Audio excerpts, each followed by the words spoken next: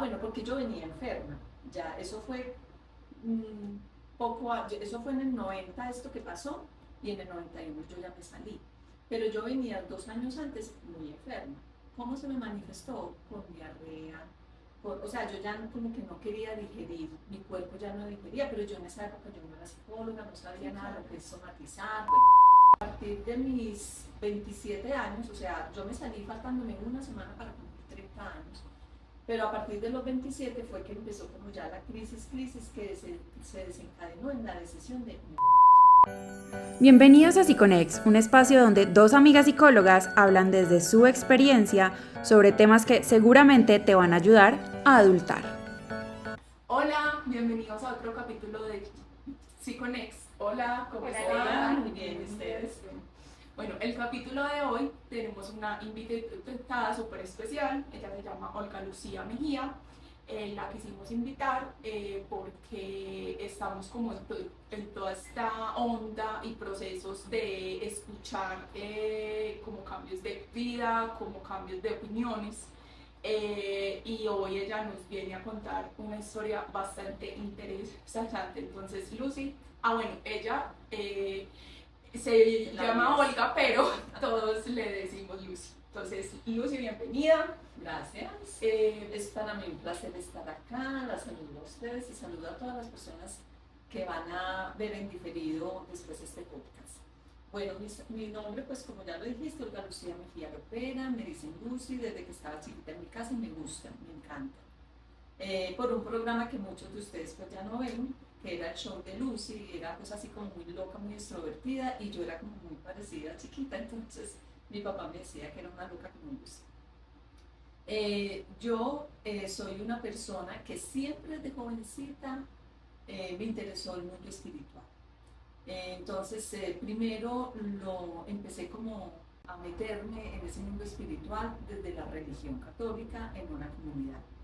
Después que me salí, que esa es como un poquito la historia que vamos a ver hoy, por eso se quedan hasta el final, que son cosas muy, muy lindas que nos pueden servir a todos de la experiencia.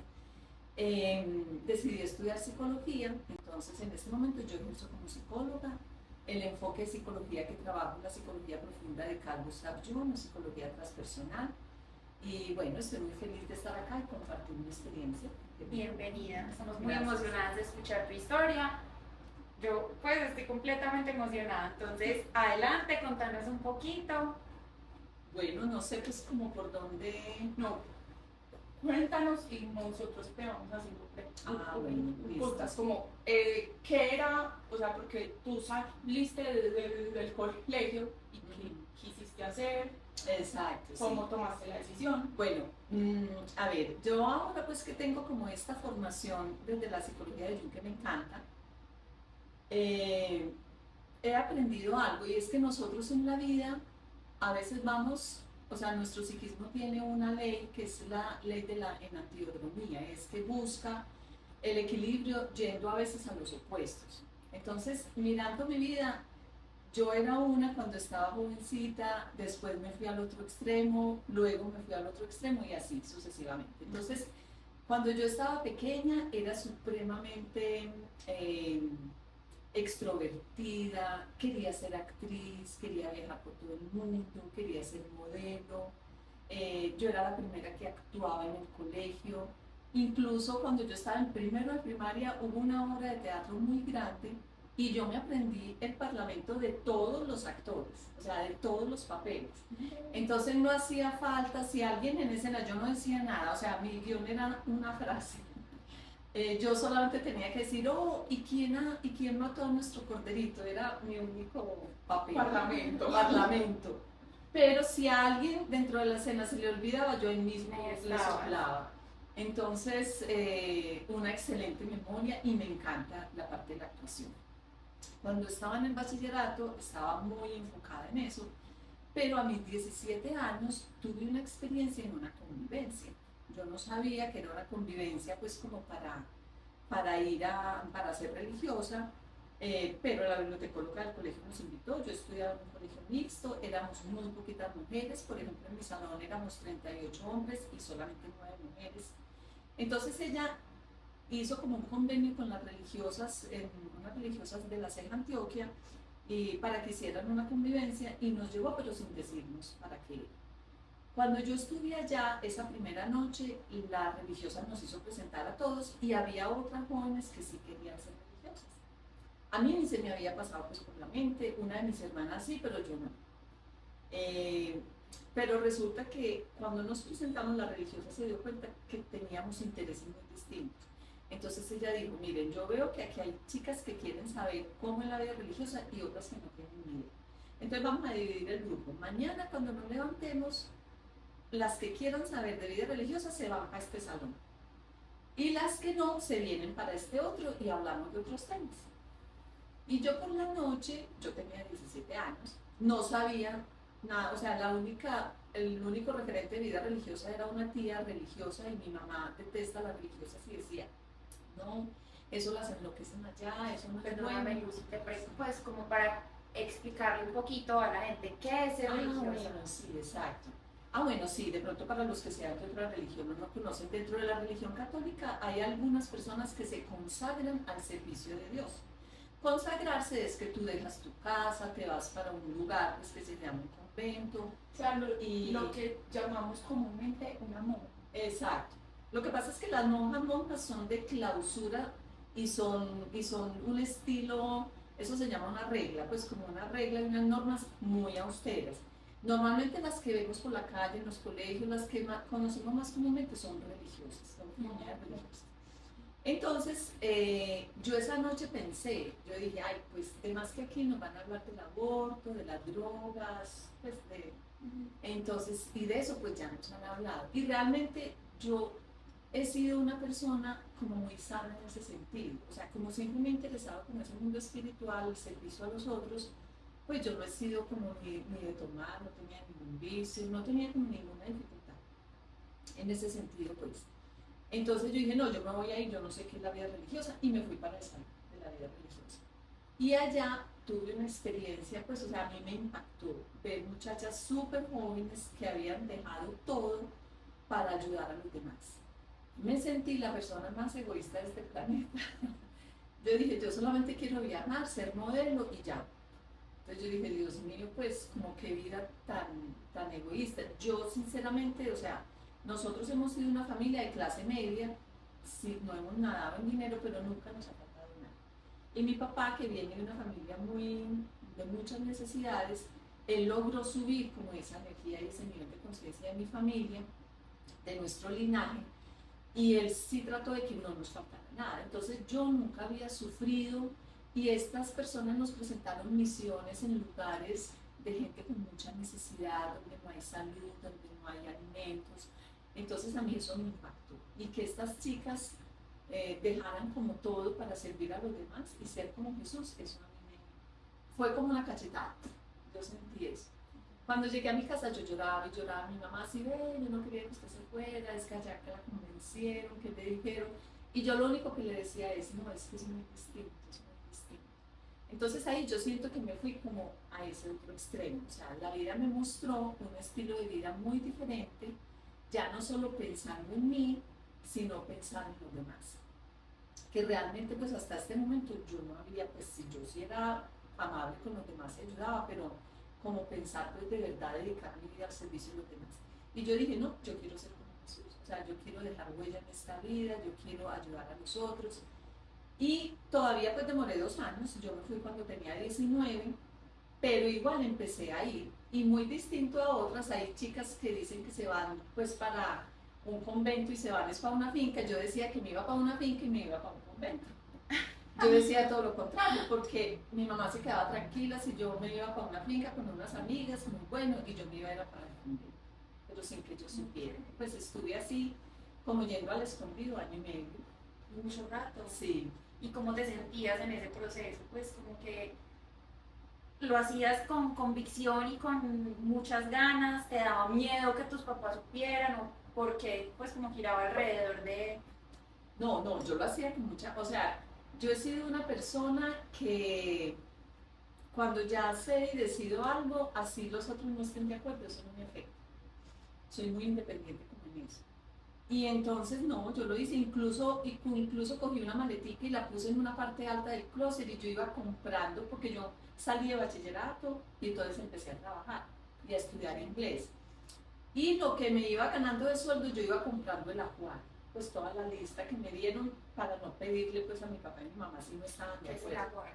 El ajuar es como lo que tú empacas, así como que tú te vas a casar, entonces que pijamitas para la luna de miel y todo, entonces allá para el convento uno tenía que llevar ropa interior, tenía que llevar pijamas, Pues como cosas así. no, cosas de aseo personal no, pero sí tenía que llevar sábanas, tenía que llevar unas camisillas para ponerme debajo del uniforme. Y todo era especial, pues, o sea, perdóname estas preguntas si son un Sí, poquito sí. intrusivas, pero pues ropa interior tiene que ser de una No, forma específica o no, No. simplemente como, no, normal. ok, Claro que en esa época, es que miren, estamos hablando de 1980. En esa época no había las tangas brasileñas, no había nada de eso. Sí, sí, claro. Ajá. Entonces la mayoría de ropa interior era pues como así, Común, normal. sí. Exacto, sí, Ok. pues era muy poquita como Y la beige, blanca y negra. Ah, sí, pues, blanca. como lo básico. blanca, sí, colores sí, blancos. Entonces yo empecé como a empacar todo eso y cuando yo ya decidí, que eso fue como en un septiembre del 80, ya en febrero del 81 yo me tenía que ir. Entonces en esos días yo hasta dije, ay, porque mi mamá cosía pues, ya no.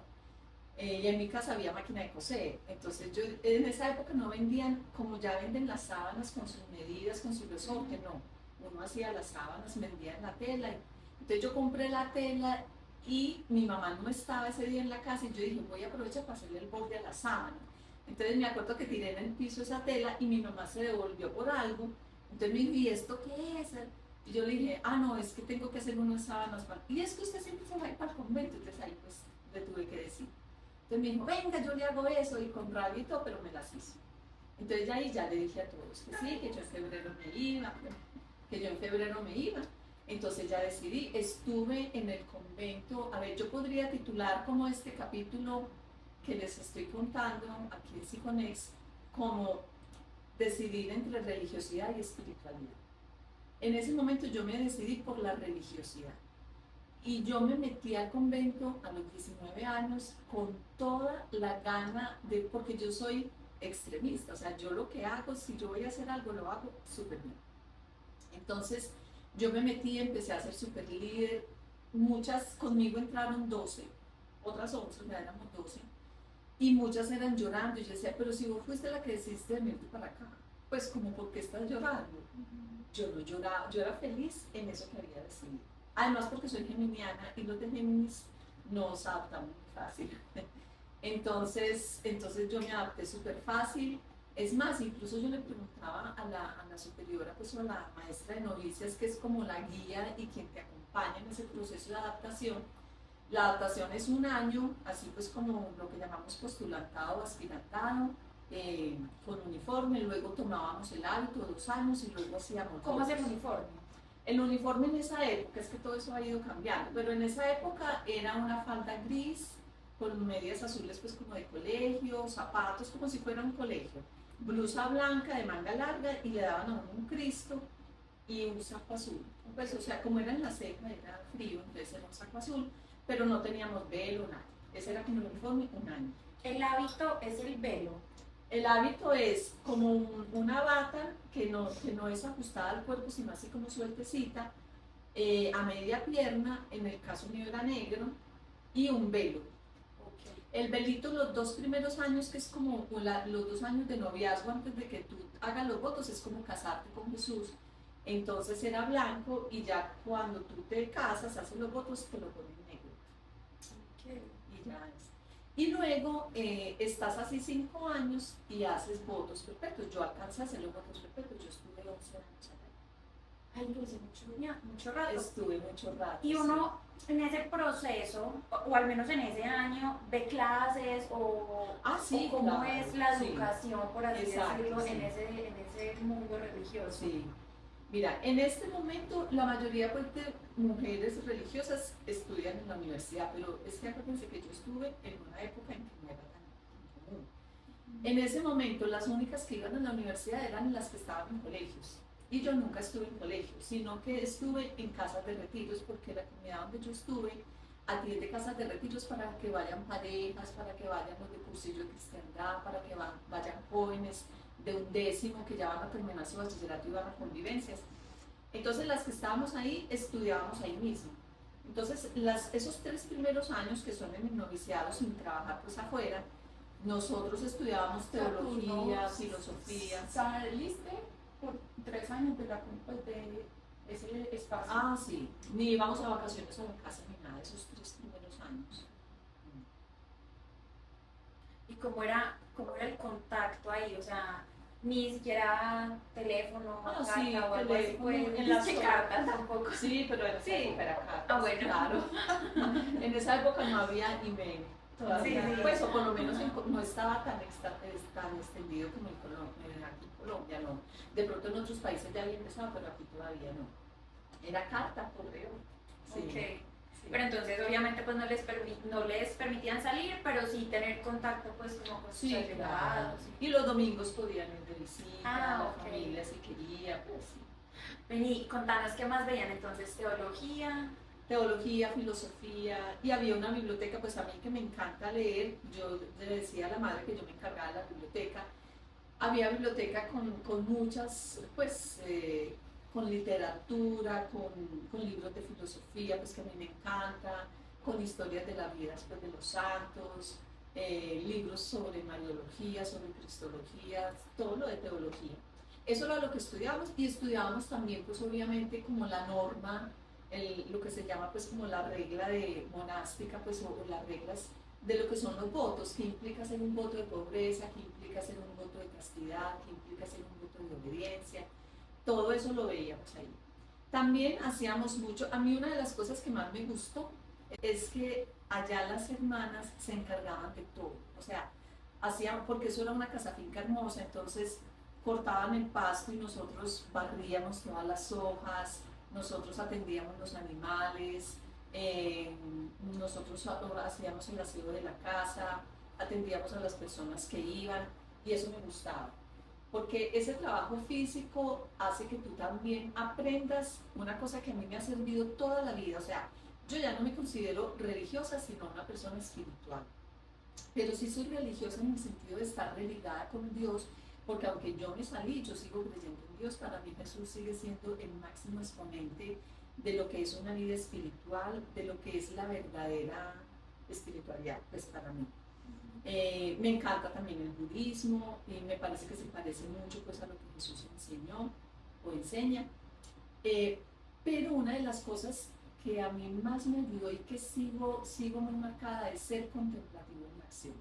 Y yo como psicóloga lo trabajo mucho también con las personas que van a consulta, es intencionar lo que tú haces. Entonces, cuando tú tienes un trabajo que, me toca arreglar la casa o me toca hacer esta comida y de pronto no tienes mucho ánimo, pero el hecho de que tú digas, no, le voy a poner toda mi intención, todo el amor por mi hijo o por mi pareja o por la salud de mi papá o porque se mejore esto entre los dos, entonces esa intención que tú le pones, eso es oración. Y eso es ser contemplativo en la acción. Entonces, eso, por ejemplo, me gustaba mucho de la comunidad, que te enseñaba a que cualquier trabajo y cualquier cosa que hicieras, le pusieras una intención. Y eso es muy importante.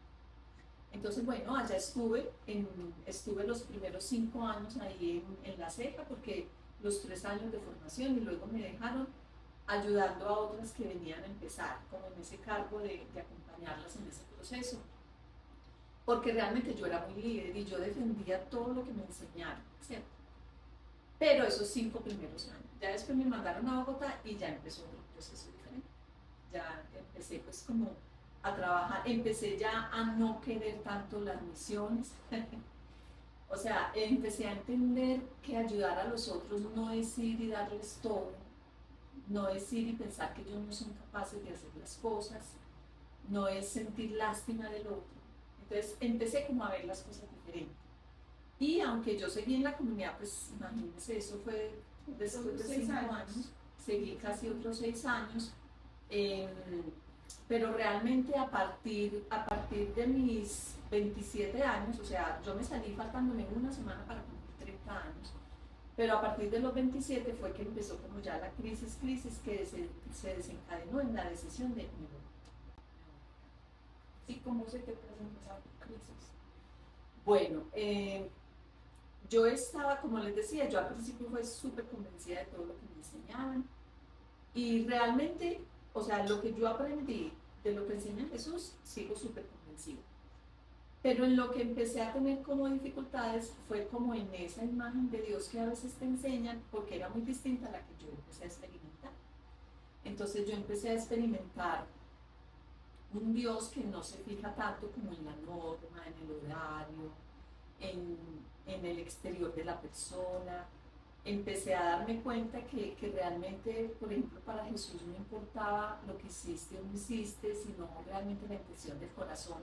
Si a mí me dijeran qué pasaje del Evangelio escoges como el mejor, yo escogería una parte del Evangelio de San Mateo que Jesús dice, no es lo que entra por la boca lo que daña al ser humano, sino lo que sale de su corazón.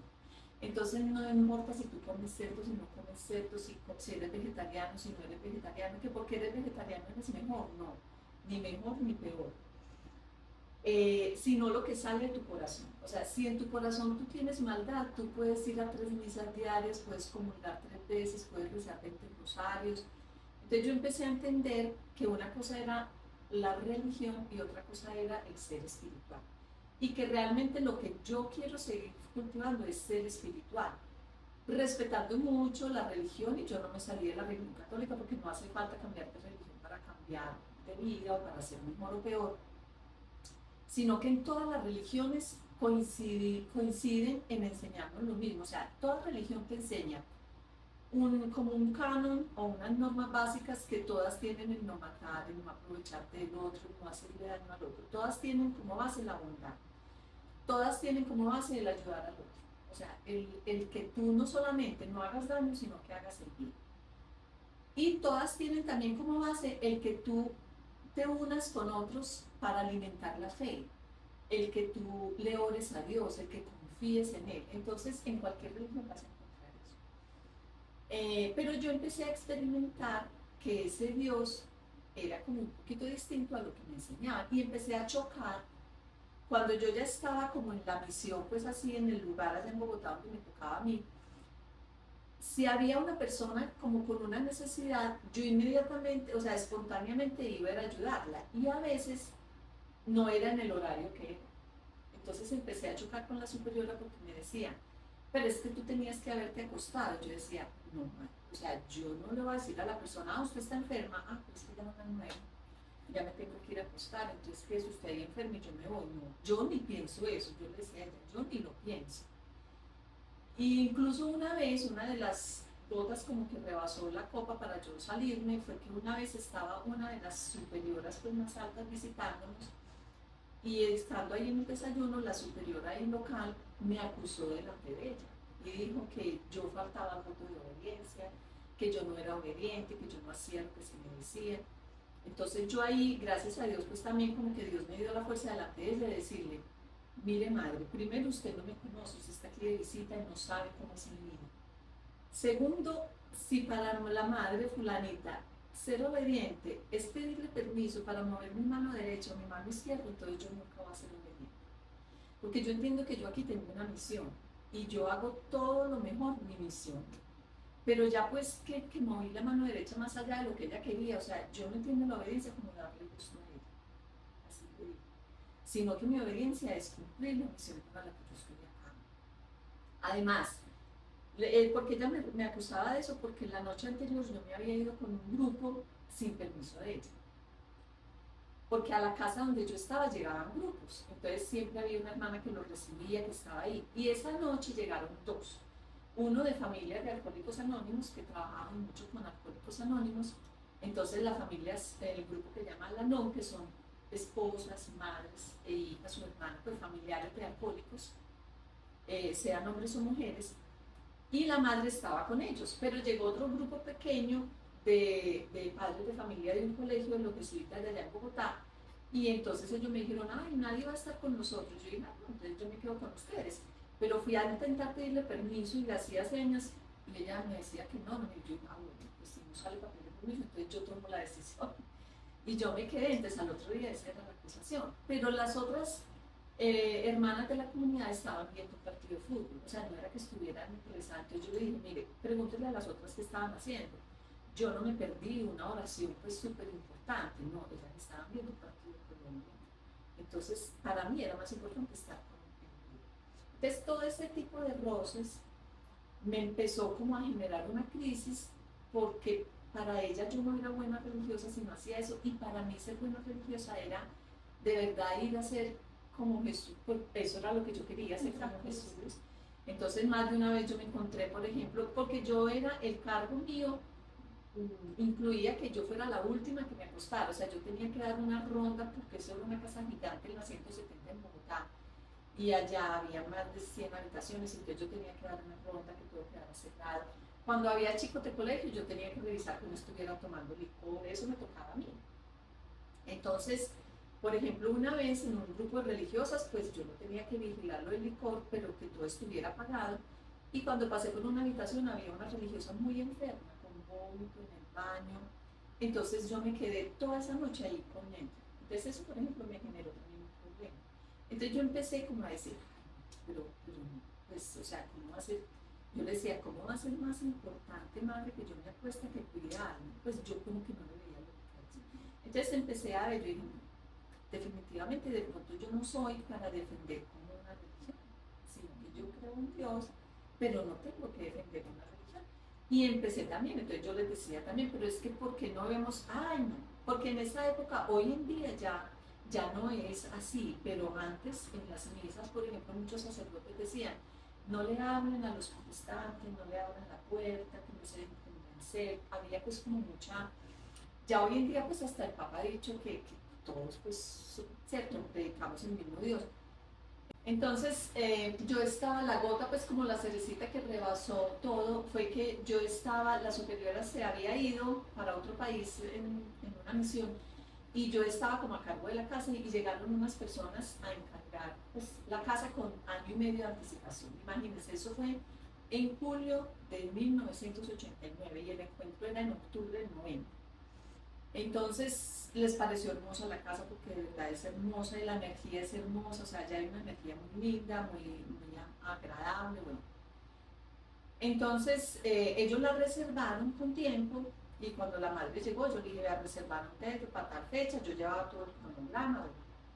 Cuando al julio del año siguiente, o sea, cuando ya faltaban como 3 meses, y era ya en octubre el encuentro, y era un encuentro de líderes religiosos a nivel mundial, o sea, venían de Europa, de Estados Unidos, de Sudamérica, era algo Centroamérica, preparado, súper preparados, ya tenían pues sus tiquetes, todo.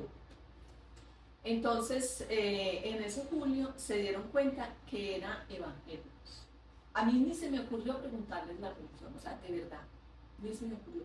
Yo dije, líderes religiosos, que es esa maravilla, qué bueno, en todos los países. Bueno. Entonces, claro, pues a quién llamaron a regañar. Olga Lucía, ¿usted cómo se le ocurrió? Y yo, ¿usted les preguntó qué religión era? Yo les dije, no, sinceramente no. A mí no se me ocurrió, me pareció maravilloso que fueran líderes. Entonces, pero mire, son evangélicos. Y yo dije, pero yo no veo problema. Pero ¿cómo así que no? ¿Cómo le vamos a prestar la casa? ¿Cómo ellos detestan las religiosas? Yo le dije, mejor, porque ahí van a conocer quiénes son las religiosas. Pero si estamos reaccionando así, pues con razón las detestan. Pues que estamos reaccionando, ¿qué es eso? O sea, yo no le veía, yo ahí empecé a decir, yo veo las cosas diferentes. Entonces, como yo, ¿qué hago acá? ¿Cierto? Pero igual pues no lo. Bueno, porque yo venía enferma, ya, eso fue eso fue en el 90 esto que pasó, y en el 91 yo ya me salí. Pero yo venía 2 años antes muy enferma. ¿Cómo se me manifestó? Con diarrea. O sea, yo ya como que no quería digerir, mi cuerpo ya no digería, pero yo en esa época yo no era psicóloga, no sabía nada de lo que es somatizar, bueno. Pero yo empecé, tenía 2 síntomas básicamente, digestivo y la disfonía, porque mi labor allá era atender a la gente, y cuando eran grupos de jóvenes yo daba las conferencias, y yo diseñé una ceremonia de la luz. Ya hay muchas ceremonias de la luz, pero en ese momento yo ni sé de dónde, porque en ese momento no había internet, pero hice una ceremonia de la luz desde la creación hasta la resurrección de Jesús, hermosa y a las jóvenes les encantaba, bueno, y yo era pues súper encarretada con todo eso, me gusta mucho lo simbólico, pero yo empecé a tener problemas en la voz. Y cuando me tocaba a mí dar las conferencias, tenía disfonía y disfonía, entonces empecé a tener problemas en ese sentido. Me llevaron al médico, eso fue pues como más o menos en el, ¿qué? 88, 89, me llevaron al médico y me acuerdo que era una médica amiga de la comunidad que me dijo al final de todos los exámenes, me dijo, Ana Olga, usted físicamente está perfecta, busque por otro lado, así me dijo, busque por otro lado, porque no pide como un año sabático, como que vuelva a su casa, como que esté en otro ambiente, pero yo en ese momento yo no había pensado en salir ni nada. Cuando ya pasó esto, de este evento pues que iba a haber, entonces yo empecé como a atacaros, lo enferma que me sentía, lo mal que me sentía, que yo ya no quería como ir a dar las conferencias, o me decían, bueno, entonces usted prepárelas a todas para confesarse, y yo decía, no madre, el que se confiese, si no se quiere confesar, pues que no se confiese. Entonces una de las cosas que yo empecé a decirles es, Dios no necesita que nosotros pues que le hagamos propaganda. Es que el que no quiere creer, pues es él. O sea, la falta de espiritualidad o de fe me hace daños a mí, porque yo sí he visto, ahora como psicóloga, que enfrentamos la vida muy distinto, quienes tenemos una ilusión, una esperanza o creemos en la parte que es la espiritualidad, o sea, creemos en lo intangible y creemos que hay una fuerza que nos puede ayudar, enfrentamos muy distinto al que no la tiene.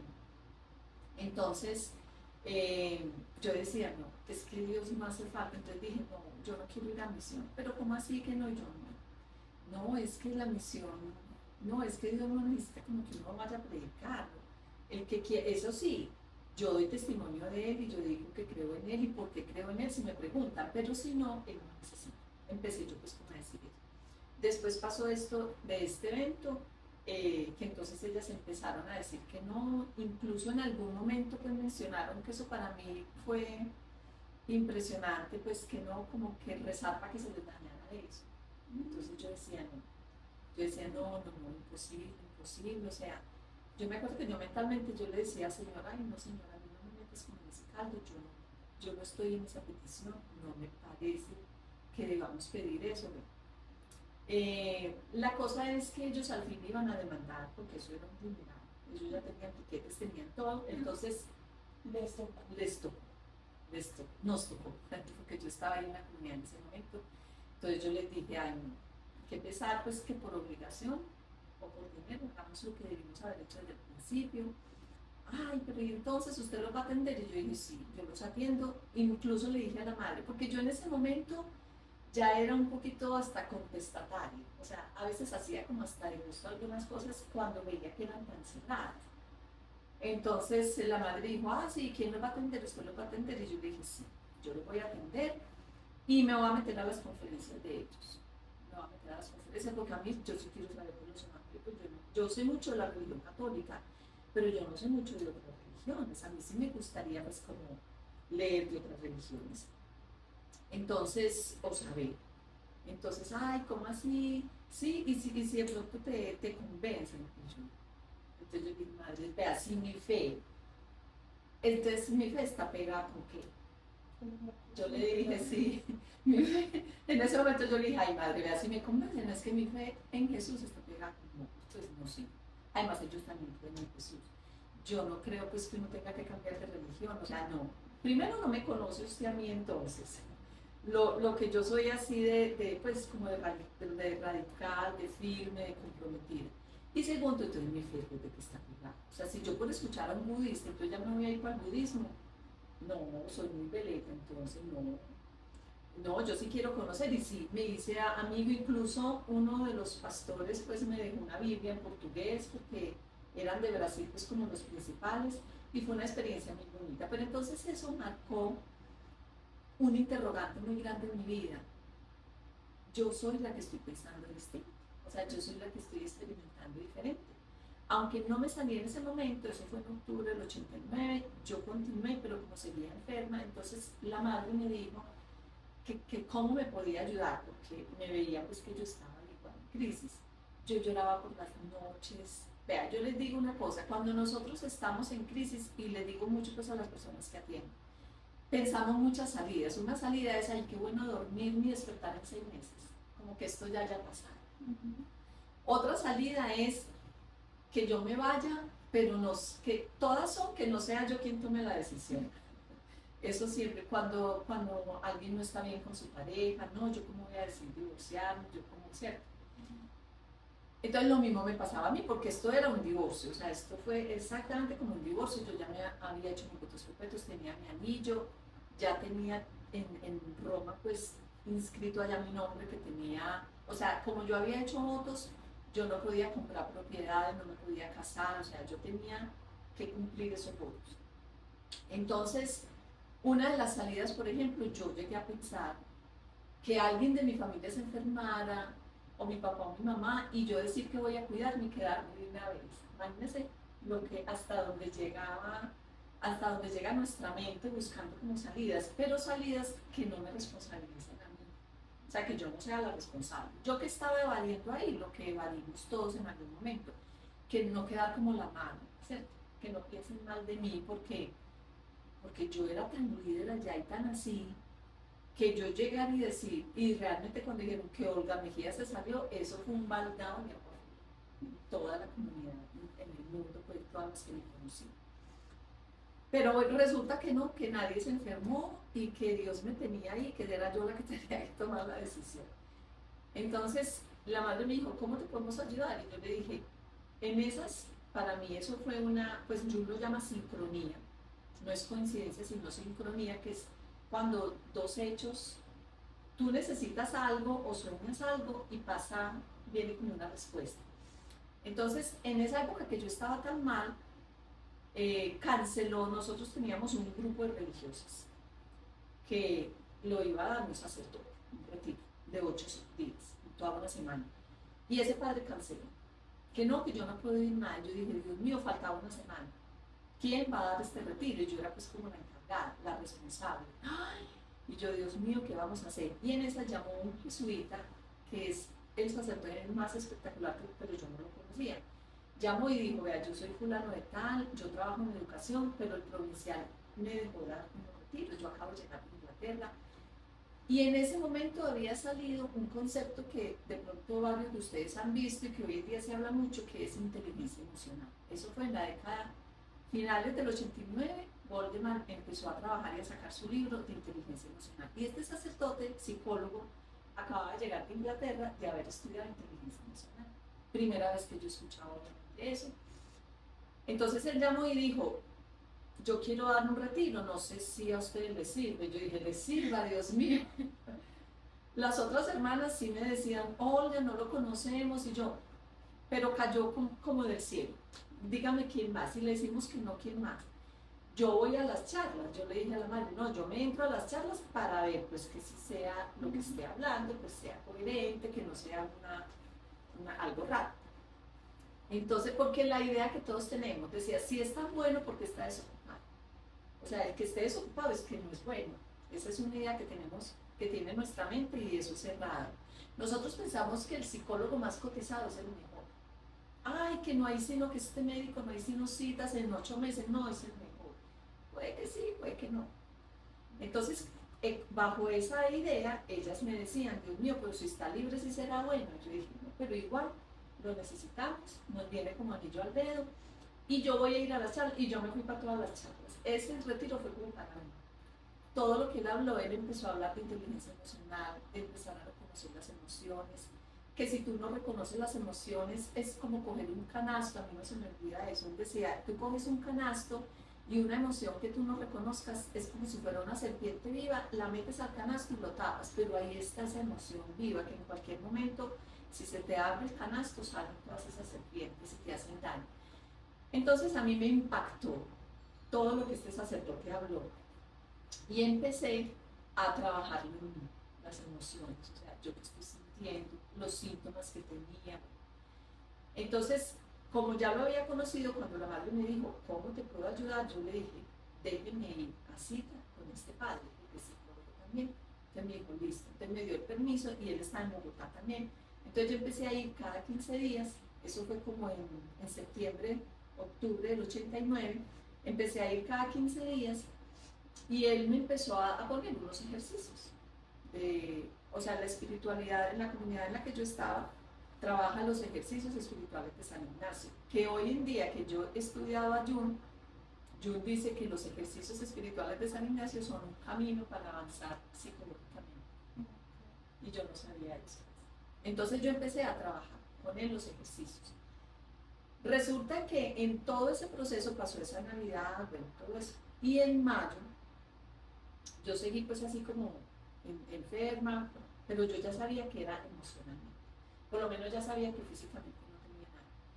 Y resulta que en ese mayo, no se me olvida, el 4 de mayo del 91, yo estaba en oración y tuve lo que yo llamo una experiencia como de iluminación o una experiencia mística, que eso no solamente lo tienen pues los santos o los religiosos o los que van mucho a la iglesia. No, esa experiencia mística es un momento en el que tú te conectas con ese Dios en el interior, que la psicología lo llama el sí mismo, esa esencia tuya, y tú ves claro algo.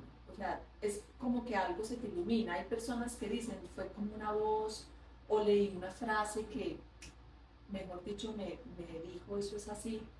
Yo sentí como si alguien, yo estaba así haciendo oración, y yo sentí como si alguien me hiciera así, como mi nombre. Y yo me acuerdo que abrí los ojos y escuché como que alguien me decía, ¿a usted quién le dijo que se tiene que quedar acá? Solamente me dijo eso. Y yo me acuerdo que yo me paré y yo dije, mira, yo estaba sola en la capilla, estaba pues el Sagrado Jesús, y yo dije, Jesús, ¿a mí quién me dijo que me tengo que quedar acá? Yo me puedo ir. Vea, santo remedio, o sea, se me acabaron los dolores, se me acabó la disfonía, se me acabó eso era colitis aguda, se me acabó la inflamación del colon. Yo dije, se me quitó un peso de encima, yo dije, yo me puedo ir. O sea, yo no me tengo, es que yo puedo servir y amar a Dios en otro lado. O sea, yo puedo seguir siendo espiritual sin estar en esta actividad religiosa. Entonces eso fue así, eso fue un martes. Por la noche llamó mi papá, por eso digo que es sincronía, porque es una serie de sucesos como que se van encajando y te van llevando. El universo te dice, sí, esa es la decisión, esa es. Ese martes en la noche llamó mi papá y me dijo, mi hija, yo mañana voy para Bogotá, voy a ir a almorzar. Yo, listo. Entonces el miércoles yo le abrí a mediodía, yo estaba muy delgada, yo había perdido 9 kilos, entonces estaba muy delgada. Y él me dijo, ¿qué le pasó? ¿Usted por qué está tan flaca? Él hacía pues meses que no me veía. Entonces yo le dije, no, ahorita le cuento. De mi familia, mi papá era el más feliz que yo estuviera allá. Entonces para mí era muy importante decirle a él. Aunque, como les decía yo al principio, cuando yo tomo una decisión, sí, aunque yo decía, pero si mi papá me dice que no está de acuerdo, de malas. De malas, así sea. Si yo decía, mi familia, yo sé que me apoya, pero si no me apoyara, en ese caso, pensaba yo, así sea vender empanadas, pues a mí no me detiene eso, no me detiene ni la comodidad económica, no, lo que me toque hacer. Mi familia me había rogado mucho que estudiara una carrera y yo no quise. Me decía, estudie primero y luego se va, y yo no quise. Entonces llegar sin haber estudiado, pero yo decía, ¿qué le hace? Lo que sea. Entonces le dije a mi papá, que qué pensaba él, que yo estaba pensando en salir, que él qué pensaba. Y él solamente me hizo una pregunta, me dijo, si usted se queda, ¿puede cambiar algo? Yo le dije, no, yo no creo que ellas cambien, porque yo, pues, no, es que yo soy la que veo distinto las cosas. Me dijo, no, entonces váyase, porque se queda. O sea, si uno está en un ambiente en el que no está coordinando y va a estar contracorriente, si ve que yo digo, yo voy a lograr algo bien, pero si no va a lograr algo, la que se va a quemar es usted. Entonces, vuelva a la casa, estudia algo. Entonces ya, eso fue el miércoles, el jueves yo tenía cita con este sacerdote psicólogo y me acuerdo que escribí en mi agenda, en mi cuaderno, una carta, por qué ir, decido irme y por esto y por esto y por esto, como para justificarle al psicólogo. Y yo le leí todo eso. Y cuando terminé me dijo, perfecto, esa era la decisión, pero vos tenías que llegar a ella. Y me dijo una cosa que me pareció que nunca se me olvida. Dijo, Olga, pero si te vas a salir del convento, te salís bien. porque hay mucha gente que se sale y es con un pie en el convento y otro pie afuera. Entonces salen a encerrarse, a llorar, a ir a misa todos los días en la iglesia. Si ya no estás en el convento, ya no estás. Te vas a vestir bien, te vas a maquillar, vas a estudiar, vas a trabajar, o sea, vas a hacer tu vida normal. Y en mi casa después me confesaron que todos tenían susto de pensar que yo iba a llegar muy amargada, a llorar. Mi mamá ahí mismo dijo, se enamoró de alguien. ¿Quién sabe de quién se enamoró? La sacó, porque mi mamá siempre hay algo de afuera, o sea, mi mamá es una persona que no cree que tú tomes decisiones como tú, siempre es alguien de afuera. Entonces, no, quién sabe quién se enamoró, la sacó de allá, quién sabe. Y no, les digo sinceramente, a mí mucha gente me ha preguntado, ¿vos te enamoraste allá en el convento? ¿Había mucha homosexualidad acá? Les digo sinceramente, yo nunca, si había hermanas que se acostaban entre ellas, que había lesbianas, yo nunca me di cuenta.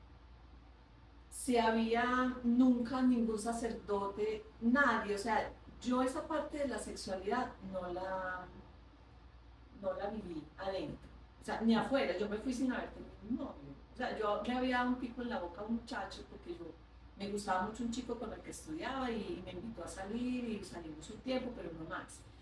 Pero yo me fui sin saber lo que era el sexo, lo que era nada de eso. Pero tampoco me salí por eso, o sea, yo estaba enfocada como en otra cosa, yo estaba enfocada en otra cosa. Pero mi mamá sí pensó, ay, no, eso porque se enamoró de alguien. Pensaban, eso va a llegar, pero no, este sacerdote me dijo, te saliste bien, haces tu proyecto de vida y súper bien. Entonces ya, eso fue el jueves, el viernes por la noche había otro partido de fútbol. A ella les encantaba el fútbol, pues a mí no, a mí me aterra, pues es indiferente. Entonces yo le dije a la madre que quería hablar con ella. Entonces las otras se quedaron ahí y nos fuimos a hablar. Y yo creo que yo se lo dije con tal convencimiento que ella me dijo, no tengo argumentos para que te quedes. Solamente espero que cuando salgas, porque allá es un ambiente de mucho silencio, o sea, es una casa hermosa y es una energía y un ambiente como un monasterio. Entonces a mí me gusta mucho el silencio. Entonces me dijo, solamente espero que cuando salgas, el ruido te haga arrepentir. Me dijo así. Entonces yo le dije una frase, pues que en ese momento pienso, pues que y la siento que es verdad, y la sigo sintiendo que es verdad. Yo le dije, madre, el ruido va adentro. O sea, yo he estado en este silencio con un ruido por dentro que usted no se imagina. Entonces cuando yo salga, es verdad que puede que me arrepienta, y si me arrepiento, pues tendré que asumir esas consecuencias. Porque muchas me decían, no, pida permiso un año, si no le va bien se vuelve. No, yo cuando tomo una decisión, yo digo, no, eso es como si, que si de pronto no, entonces me puedo volver, entonces me voy a volver porque me fue mal en el otro lado. No, para mí esa no es una razón. O sea, yo no me fui para el convento por escapar de nada, que mucha gente también me ha preguntado eso, no. Yo vivía muy contenta en mi casa y vivo muy feliz. Pero tampoco me voy a salir y me voy a regresar si me va mal, no. Váyame como me vaya, tengo que asumir las consecuencias. Y el ruido se lleva hacia adentro, o sea, yo sé que yo estoy afuera y puedo estar tranquila y en silencio por dentro. Y así fue. De una fui a hablar con mi tío, tengo un tío pues en Bogotá todavía, y fui a hablar con él a ver si me recibía en la casa porque yo quería quitarme el hábito antes de venir acá a Medellín. Entonces fui pues, como se dice, a pedirle cacao porque él también me rogó mucho que no me fuera. Antes, pues hacía 11 años antes de entrar. Me dijo que claro, que me fuera para allá. Entonces él me recogió, me dijo, dentro de 8 días, o sea, el 16 de mayo, jueves, cuando venga del trabajo paso por vos. Y yo llegué a la casa de él como si nunca hubiera estado en un convento. O sea, yo no he extrañado que el ruido, que los... Porque es que realmente yo estoy convencida que es que el ruido tú lo llevas hasta dentro. Entonces, bueno, en este momento estoy en una fase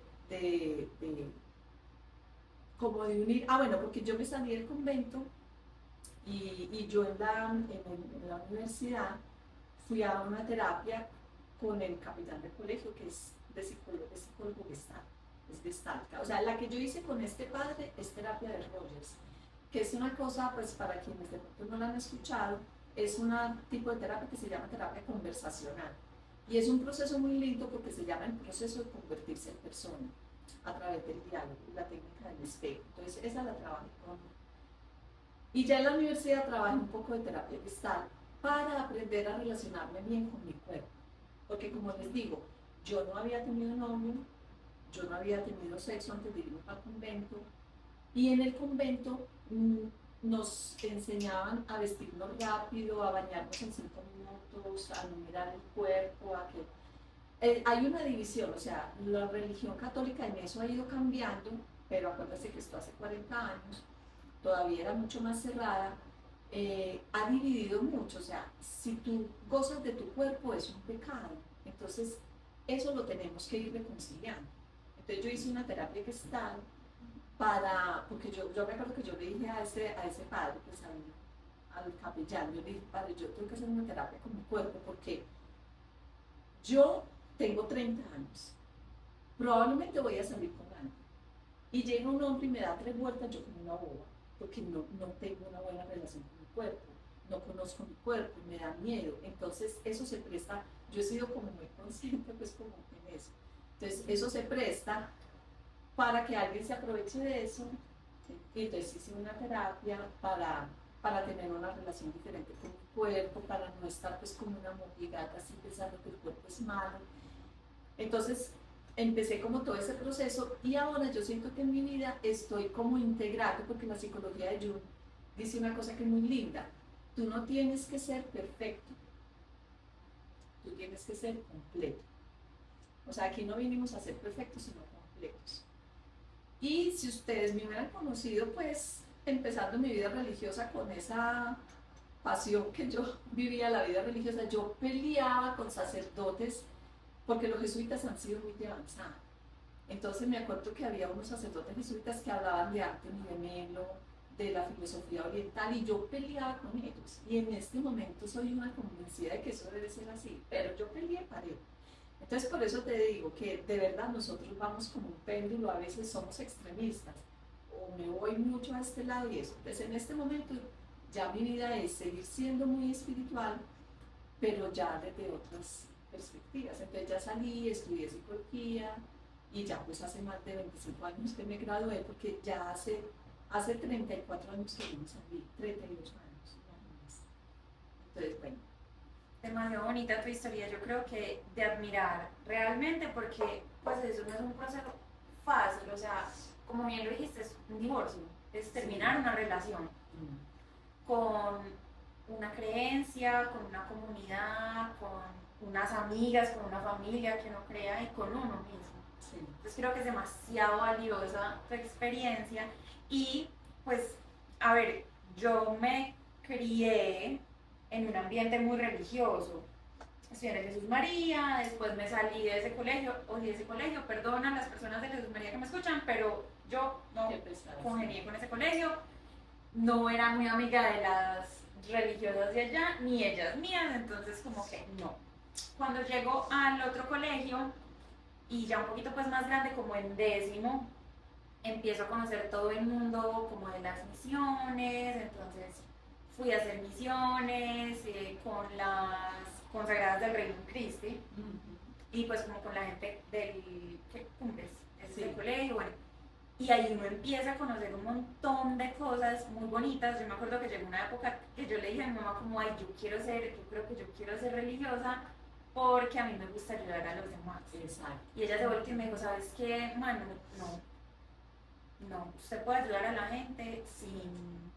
Y yo no lo entendía, incluso entre todas las personas que como conocí de la comunidad me volví muy amiga de una hermana que estaba acá en Medellín, entonces pues ya cuando la mandaban acá a Medellín éramos súper amigas, yo iba al convento, la visitaba, conversábamos mil cosas y a ella la mandaron después para Chocó. Y ella ya me contaba como, no, yo soy súper alérgica al agua, la piel se me pone súper mal allá, pues es que las condiciones de sanidad no son las mejores, pero yo soy muy feliz con lo que hago. Como que para mí su experiencia fue determinante también en mi decisión. Pues porque yo dije como, pues pucha, qué lindo ver ella cómo ama lo que hace, pero yo no sería capaz. Pues yo no sería capaz, si a mí me mandan yo lloro, no, me devuelvan, yo no soy capaz. A mí no me gusta tanto el silencio. muy difícil, pero es demasiado valioso. Y es hermoso eso que tú dices de escoger la espiritualidad con relación a la religiosidad, porque es que realmente, pues, todo el mundo habla a veces con miedo incluso de, yo no creo en Dios, pero yo sé que hay algo más. Y es como, vale, no lo nombres, mi mamá siempre dice, no lo nombres Dios. Yo llegué a una época que yo decía, yo no creo en nada, yo creo en el sol. Y mi mamá está Manuelita, creyendo que en el sol, y yo, sí, yo no creo en nada. Ella decía que yo me parecía, no sé si han visto, a Una Aventura Extraordinaria. Sí, Ella dice, ese es usted, probando todas las religiones, a ver qué le gusta. Y yo, sí, inquieta. sí soy. Claro. Y yo creo que eso es muy valioso, porque es que quedarse con lo que nos dijeron en el colegio, con lo que nos dijeron en una comunidad a la que uno llega, una familia, etc., pues a veces no es suficiente para que tu corazón espiritual conozca esos ojos de amor de Jesús o del sol o de Dios, o sea, de lo que vos consigas.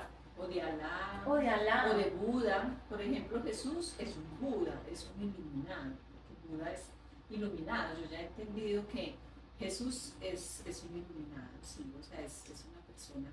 Y es verdad, hay todos los seres humanos, o sea, todos los que escuchen este podcast y los que no, todos tenemos una dimensión espiritual.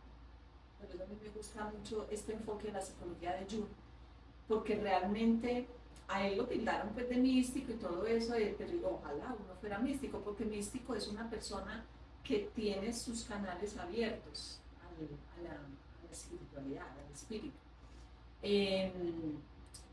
Pero realmente él dice, todos tenemos esa dimensión espiritual, que la llamemos de alguna manera o que a veces no hayamos establecido contacto con ella, por X o Y razón. Por eso a veces suceden situaciones difíciles en la vida. Cuando la gente dice, pero ¿por qué me pasa esto? ¿O para qué me pasa esto? Probablemente es porque eso es una oportunidad para que tú te toques con otras dimensiones de tu vida. Si tenías todo el dinero del mundo y ya no lo tienes, es para que aprendas que hay algo más allá del dinero. Si tenías una pareja, si tenías un hijo y ya no lo tienes, por X o Y motivo, es para que aprendas que hay algo más allá de ese hijo, de esa pareja, de esos padres, de ese amigo. Entonces, por eso pasan esas situaciones, para que toquemos y pueda salir a flote esa dimensión espiritual. Esta mañana leí una frase que me gustó mucho de alguien en Instagram que se llama Yoga al Alma. Ella hace también pues un podcast y el invitado del podcast, ella resaltó una frase que decía, hay dolores que los medicamentos no los pueden curar. Y me llegó mucho porque es verdad. O sea, como que yo siempre les digo a mis padres, sientes que uno tiene que ayudar al medicamento. O sea, que sí, los medicamentos y los fármacos y las cosas nos ayudan, Claro. en cierta manera, ciertos síntomas, pero siempre desde lo físico, no desde lo emocional, comportamental, espiritual. Y siento que eso es algo que nos falta bastante, sobre todo porque pues otra cosa y otra crítica que hago yo viniendo de un colegio de monjas que estando 12 años de mi vida ya, es que a uno no le dan religión, pero le dan religión católica. Siento que es muy valioso que nos den religión de religiones, de usted venga, conozca todo, venga, fórmese en todo, porque como tú decías, son similares en cosas y tienen prácticas diferentes, por ende puede haber una práctica que a mí me sirva que la católica no conecto, por ejemplo, o en la cristiana, o en la, no sé, protestante, lo que sea. Y que eso es demasiado valioso, Aleja, porque nos quita, no sé si la palabra sea correcta, pero nos quita la ignorancia de la mitad de los ojos. Pues porque es que a ver, yo tuve una pareja que era musulmán, pues es musulmán.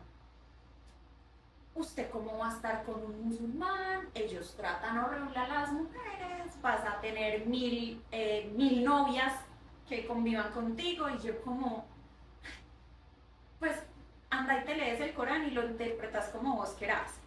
Pero ya yo después hablando con él, obviamente esas preguntas también le surgen a uno, y él me decía como, mira, realmente lo que vos me estás hablando es de educación. Eso lo hacen personas que han interpretado el Corán desde una visión y que probablemente no sean las más educadas, las más estudiadas alrededor de nuestra creencia. Y les puedo decir, yo nunca había estado con una persona así de caballeroso, servicial, pues como que una completamente diferente a lo que yo tenía de ese preconcepto. Después de que terminé esa relación, empiezo a estudiar un poco de esa religión. Me leí el Corán. Claro, cuando tú lo lees así, es como, es que no, la Biblia no es tan parecida. O sea, el Corán es muy estricto en muchos sentidos, pero depende mucho de la interpretación que le des como a ese versículo, que no es un versículo realmente, pues es diferente, pero es muy bonito también. Te abre los ojos un montón y te enseña que es que por ser musulmán vos no tenés necesariamente que creer en la poligamia, pues claro. No. Entonces creo que demasiado valioso sería eso sería muy interesante como para que se empiece a evaluar. De hecho, me atrevo yo a meter ahí las manos al fuego desde los pensos académicos, pues de los colegios. Qué bonito sería que los niños de verdad supieran que hay un mundo más allá de una Biblia. Que por ejemplo, yo en el colegio no sabía cómo leer la Biblia.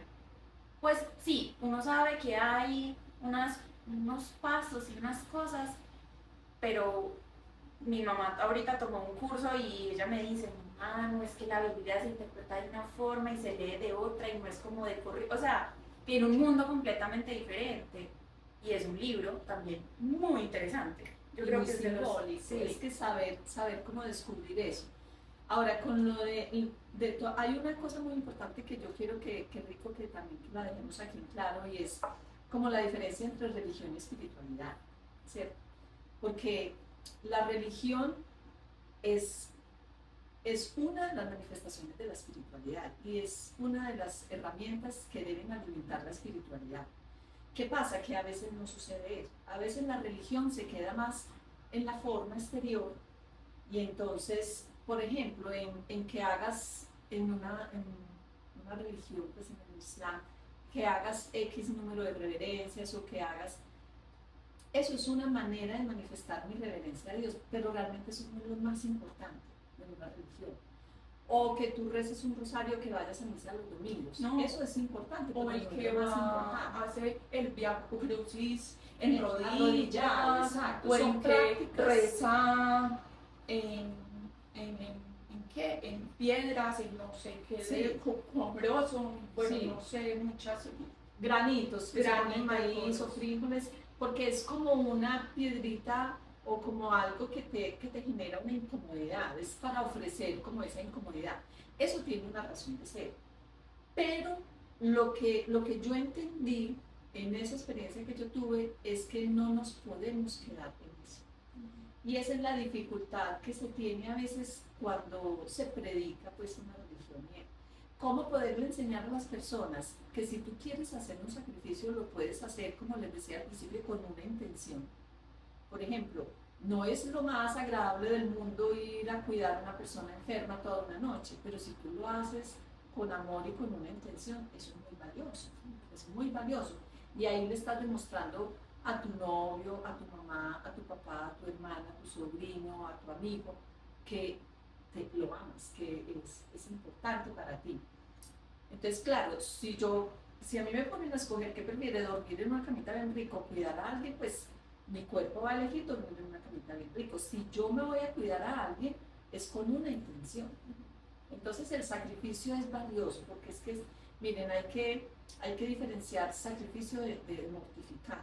Entonces, pero primero, religión es aquello que me debe alimentar la espiritualidad, pero no es lo mismo que espiritualidad. La espiritualidad es una dimensión de nosotros los seres humanos que nos ayuda a conectarnos con lo intangible, ¿cierto? Y se supone que la religión me lo debe alimentar. O sea, la religión es una herramienta, no Claro. algo completo. Es como una forma de materializar la espiritualidad, porque los seres humanos necesitamos materializar. Por ejemplo, tu novio te dice, pues que tú sabes que te amo, pero necesitamos que me lo diga, necesitamos que me dé un detalle, no por lo que cuesta un regalo, sino porque se acordó de mi cumple, porque hizo el esfuerzo de ir a comprar esas flores, porque sabe que a mí me gusta cantante y me regaló música de él, como cosas así. Es el detalle, es que la forma de materializar algo que es intangible. La espiritualidad es intangible. ¿Cómo lo materializo? La religión es una ayuda para eso. Pero yo de la religión debo sacar las enseñanzas principales. Lo otro es externo, es una forma. Yo me debo quedar es con el fondo. Y el fondo, por ejemplo, de la religión católica, Jesús lo dijo, es el amor. Amar a los demás, pero como te amas a ti. O sea, amarme yo para poder amar a los otros. Yo tengo que aprender eso. Eso es lo básico de la religión. Ya si puedo ir a misa, si no puedo ir, porque por ejemplo tu mamá está enferma y no, pues que voy a llegar tarde a misa. Ahí, sinceramente, desde mi perspectiva, vale 5 la misa. Lo más importante es que tú te quedes ayudándole a hacer el almuerzo a tu mamá. Esa vale más que 1000 misas. Así lo he visto yo. Entonces, por eso yo tuve algunos roces, porque hay personas que por defender la institución de la iglesia y de la religión se quedan en lo externo. Entonces, por eso yo entendí, no, yo no me voy a quedar defendiendo algo externo, yo opto más bien por esa parte de la espiritualidad. Hermoso lo que decís, me acordé en algún momento, a ver, para los que no saben, yo tengo diabetes tipo 1, bueno, eso fue un proceso pues como muy difícil en mi casa. Mi mamá, cuando cuenta su experiencia alrededor de ese suceso, ella dice, yo me peleé con Dios. Pero espérate, porque los invitamos a ver el Bueno, capítulo sí. en el que Manuela cuenta esa historia. Gracias. Muy lindo. Ella dice, yo me peleé con Dios, yo veía una iglesia y me pasaba de calle, así. Y ya después dije, bueno, me reconcilié con Dios. Y en esa reconciliación y con todo lo que decís ahorita, creo que es un proceso de me reconcilié conmigo alrededor de mi espiritualidad y de mi concepto hacia la religión. Entonces creo que es súper bonito eso que decís, porque es que es una reconciliación con uno mismo en todos los sentidos. Hay una película muy bonita que se las recomiendo, si no se la han visto también se la recomiendo, se llama Camino, es una película española. Me parece que no te la has visto allá leja, es horrible. No, sí, entonces ya la voy a ver. Es horrible, dolorosa. Pero es súper bonito porque siento que es un poco, se plasma demasiado bien lo que dices con el extremo de la religión. Y es, no, es que no voy a hacer spoilers, te la tienes que ver. Véansela, es impactante. Pero es la muestra de cómo un extremo te lleva a creer en una cosa que pues la niña estaba en otro mundo completamente diferente. No, es que necesito que te la veas, Cecilia. Entonces, siento que es una película muy buena que creo que compagina súper bien con lo que hemos hablado hoy. Se las invito a que se las vean. Debe estar en internet somewhere, si no, las buscaré y se las dejaré ahí el link. Ah, sí. El link de Cuevana aquí abajo. Sí. Ay, sí. Cuevana patrocinados. Patrocínenos, por favor, sí. De YouTube, no sé dónde estará, pero sí, súper bonito eso que dices. Creo que hemos hablado un montón y hay un disclosure pues importante que es para que todos lo sepamos, y es que todos los temas pues como que estamos tratando el día de hoy puede que sean sensibles, puede que no lo sean sensibles, pues, pero todo está siendo tratado desde el respeto. No queremos pues como ofender a nadie de ninguna religión, ni mucho menos, o que haya escogido pues como continuar su camino en el mundo religioso, pero sin embargo los invitamos a que, como siempre, cuestionense y miremos un poquito más allá de lo que estamos como viviendo, comiendo, y no comamos tan completo. Si hay que reconciliarse, está muy bien ese proceso de reconciliación. Lucy, mil gracias. Si hay algo que quieras decir para cerrar, como consejo o lo que te salga, adelante. No, pues darles las gracias por esta invitación. Y también hacer extensivo a todos como esa recomendación de considerar el conectar con ese mundo espiritual, porque realmente, pues desde mi perspectiva, desde mi experiencia y de las personas que acompaño, lo espiritual es como una columna que te sostiene en muchos momentos de la vida. O sea, lo demás puede fallar, pero si eso espiritual, si esa parte espiritual está firme, entonces es algo muy importante. Y alimentarla como alimentamos lo otro. Ahorita Alejandra hablaba de que el medicamento es importante, claro, pero si yo solamente tomo medicamento y pongo solo en el medicamento mi esperanza de que entonces es dejar débil mi parte emocional, mis pensamientos, mi parte mental, la espiritualidad, la relación con mis amigos, mi familia. O sea, nosotros debemos fortalecer todas las diferentes dimensiones, porque todas nos van a ayudar o nos van a perjudicar en algunos momentos. Entonces, recuerden, hay que ser completos, y ser completo es trabajar en todo eso. Gracias pues por esta invitación. Gracias a ti por venir. Bueno, nos vemos en el próximo capítulo, en nuestras redes sociales como @psiconex_col, y bueno, chao. Chao. Psiconex es un podcast creado para ti. Síguenos en nuestras redes sociales para más información. @psiconex_col.